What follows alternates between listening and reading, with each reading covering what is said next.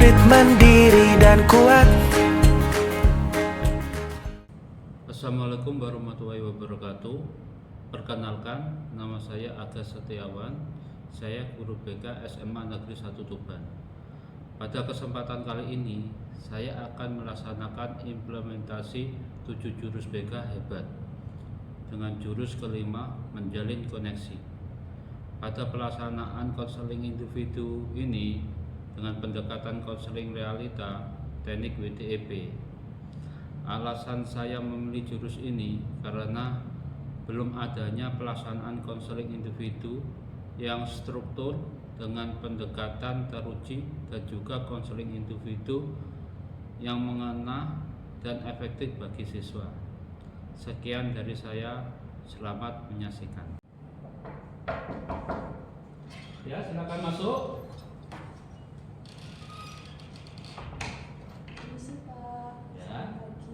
Pagi, silakan duduk. Baik, Pak. Oke. Baik, ada yang bisa saya bantu? Iya, Pak, saya mau konseling terkait diri saya sendiri. Soalnya saya akhir-akhir ini sering jarang mengumpulkan tugas, Pak. Bagaimana menurut Pak?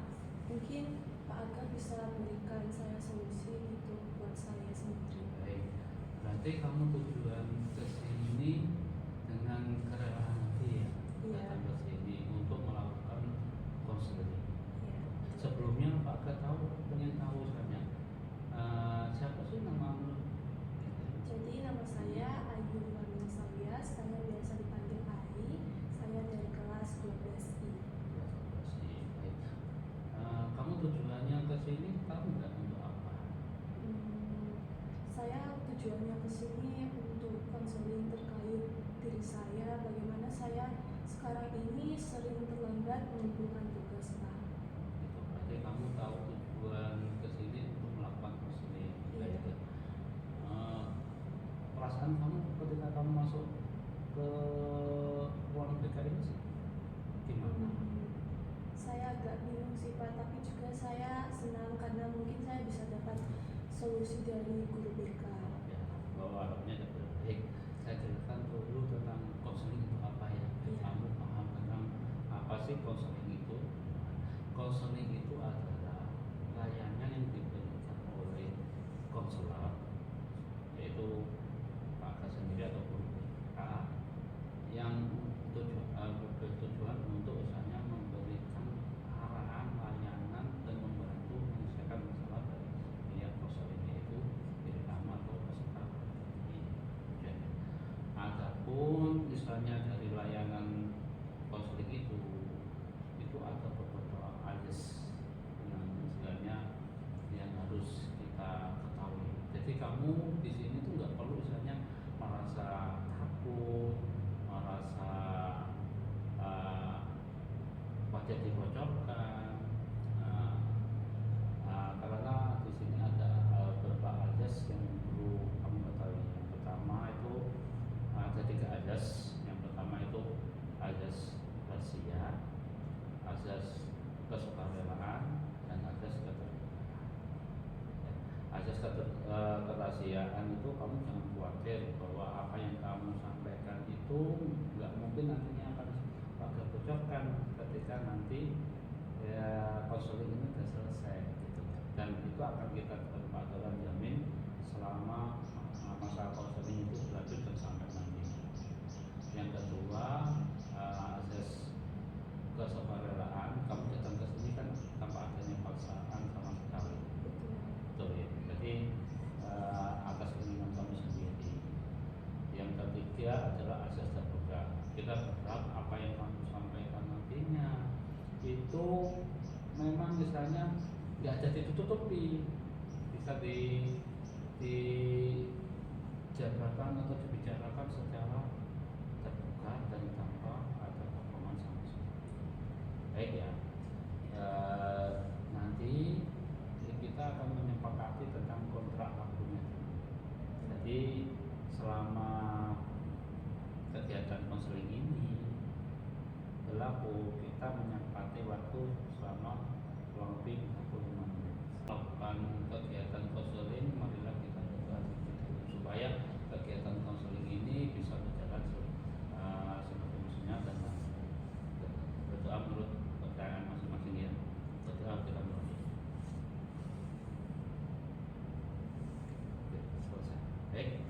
Sudah siap untuk membuat konseling? Oke. Siap-siap, Ayo Pak. silakan untuk menceritakan masalah yang ayo rasakan selama ini. Oke, jadi gini Pak, saya itu setiap kali diberikan tugas sama guru mapel yang lain, saya itu selalu meremehkan waktu pengumpulan deadline-nya. Saya itu sering kalau di rumah itu jarang sekali buat mengerjakan tugas. Jadi saya itu meremehkan tugas-tugas, nanti misal kayak saya lagi main HP, ya udah biarin aja. Itu nanti besok paginya, ternyata besok paginya itu saya nggak bisa manajemen waktu, dan akhirnya saya nggak, pas sudah di sekolah saya nggak bisa mengumpulkan tugas itu, dan akhirnya di sekolah saya itu ditanyain sama gurunya, alasan saya lupa, padahal sebenarnya saya nggak lupa, saya memang meremehkan waktu, dan itu membuat dampak bagi diri saya sendiri, dan saya akhirnya nggak dapat nilai yang bagus, selalu dapat nilainya tuh di bawah rata-rata, di bawah KKM, dan saya merasa kayak diri saya itu menjadi lebih terkecil ya, dikucilkan karena mendapatkan nilai segitu itu kayak kurang gimana gitu. Jadi saya itu selalu bingung bagaimana caranya saya biar bisa terus mendapat nilai yang bagus, dan bagaimana cara saya supaya saya bisa mengumpulkan tugas lebih disiplin lagi. Dan sampai saat ini saya belum sama sekali mendapatkan solusi apapun. Saya sudah berusaha semaksimal mungkin, tapi ternyata usaha itu masih terus sia-sia karena yaitu saya selalu meremehkan waktu dan meremehkan tugas yang diberikan sama guru. Gitu Pak. Dari cerita kamu itu masalahmu kamu sering meremehkan ya. Iya. Sering istilahnya menganggap kalau tugas-tugas itu sebenarnya mementingkan mungkin kegiatan yang lain atau Iya. mungkin bermain yang lain, akibatnya misalnya tugas-tugas itu terbelengkai dan Iya. nggak bisa mengumpulkan tepat waktu dan berakibat nilaimu itu tuh turun Iya, gitu nilai ya. saya turun. Baik, oke. Baik, dari permasalahan itu Pak Aga akan misalnya melakukan semacam counseling, yaitu menggunakan semacam pendekatan, yaitu pendekatan realitas, yang di sini Pak Aga menggunakan teknik WTEP, yaitu WTEP sendiri ada berat, keinginan, do, doing, itu akan melakukan evaluation, planning. Nah, dalam kegiatan ini kita akan nantinya akan mencari solusi dan mencari perencanaan yang bagus untuk kamu supaya kamu bisa maksimal dan berat. Baik, kita lanjut ke teknik yang selanjutnya, yaitu sekarang kita mulai tekniknya, yaitu sekarang wants, yaitu keinginan. Seperti yang kamu bilang tadi, misalnya kamu punya masalah ini, sebenarnya kamu punya keinginan. Kalau saya sendiri punya keinginan dapat nilai yang bagus, terus tepat dalam pengumpulan tugas, dan tidak dikucilkan sama teman-teman karena mendapatkan nilai yang jelek juga. Oke, ada keinginan pengen mendapatkan nilai yang bagus, akibatnya nanti mendapat tingkat kelas ya. Iya. Langsung aja supaya ada semacam suatu kebanggaan kalau mengumpulkan tempat waktu, teman-teman juga nggak menunjukkan juga, nggak adanya meremehkan kamu gitu ya. Nah, sekarang kamu sudah memahami bahwa keinginan kamu. Nah, sekarang lanjut ke tahapan ini, yaitu apa yang kamu lakukan sekarang. Itu yang Iya. kamu lakukan ini. Yang saya lakukan sekarang sih masih jarang mengumpulkan tugas. Nah, itu yang terus apa lagi? Terus sulit dalam memanajemen waktu, baik dalam ekstra maupun juga dalam pembelajaran sehari-hari. Berarti yang kamu lakukan selama ini biasanya kamu masih melakukan hal yang mengganda itu ya. Iya, Hanya mengganda. kegiatannya tidak sibuk dengan kegiatan yang lain. Baik, berarti kamu sudah tahu apa yang kamu lakukan sekarang. Kita lanjut ke tahap berikutnya, yaitu evaluation.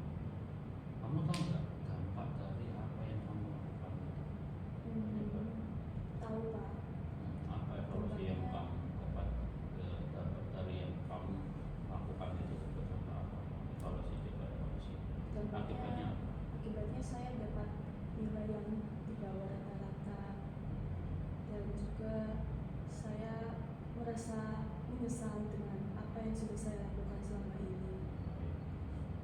Jadi dampak dan evaluasi yang kamu dapatkan yang pertama yaitu kamu Iya, kamu menyebabkan kamu nggak bisa bertanggung jawab. iya, Baik, sekarang kita mulai perencanaan dari hasil supaya perencanaan itu sesuai dengan keinginanmu yang tadi, iya, yang mungkin mendapatkan nilai yang bagus, langsung supaya kamu meningkatkan rankingmu dan bisa istilahnya membanggakan diri kamu sendiri.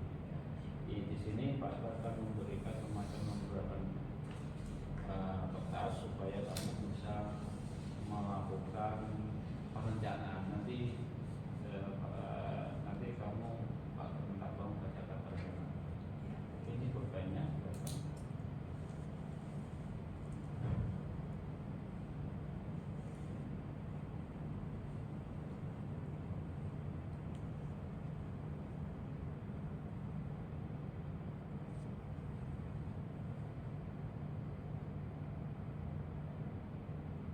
Oke, sudah. Sudah. Oke. Sekarang tolong dibacakan apa perencanaan kamu supaya sesuai dengan keinginan kamu. Oke, jadi yang pertama mengutamakan jadwal belajar saya dengan jadwal ekstrakurikuler. Yang kedua mengutamakan pembelajaran daripada bermain HP. Yang ketiga saya mengikuti les. Dan empat meminta dukungan dari dua orang tua. Serta yang terakhir yang kelima disiplin dan berusaha mengumpulkan tugas tepat waktu. Oke, baik.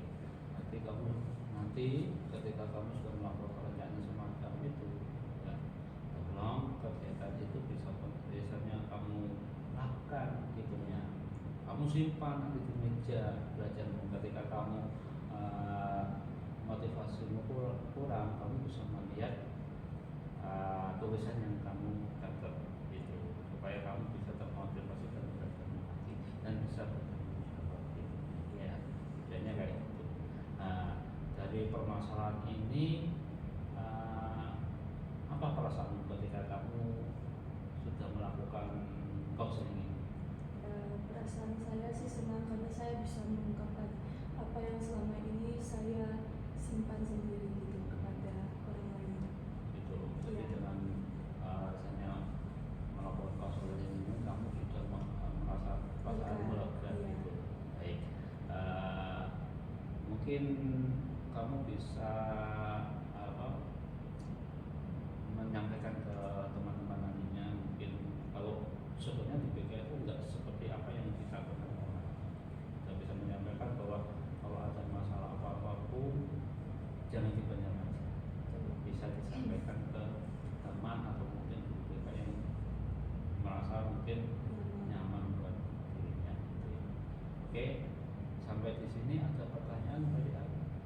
Mungkin cukup Pak. Cukup. Baik ya, sebelum baik kalau tidak ada pertanyaan, mudah-mudahan jika nanti di kemudian hari ternyata kamu ada masalah dan misalnya butuh istilahnya konsultasi yang lebih lanjut, kita akan melakukan penjadwalan lama. Ya, kamu bisa datang ke sini dengan menghubungi Pak terlebih dahulu. Gitu ya. Iya. Sebelum kegiatan kita selesai, ya, ada pertanyaan lagi? Sudah cukup. Baik, sebelum kegiatan kita tutup, mari kita berdoa terlebih dahulu dan selesai. Oke, terima kasih atas kedatangannya.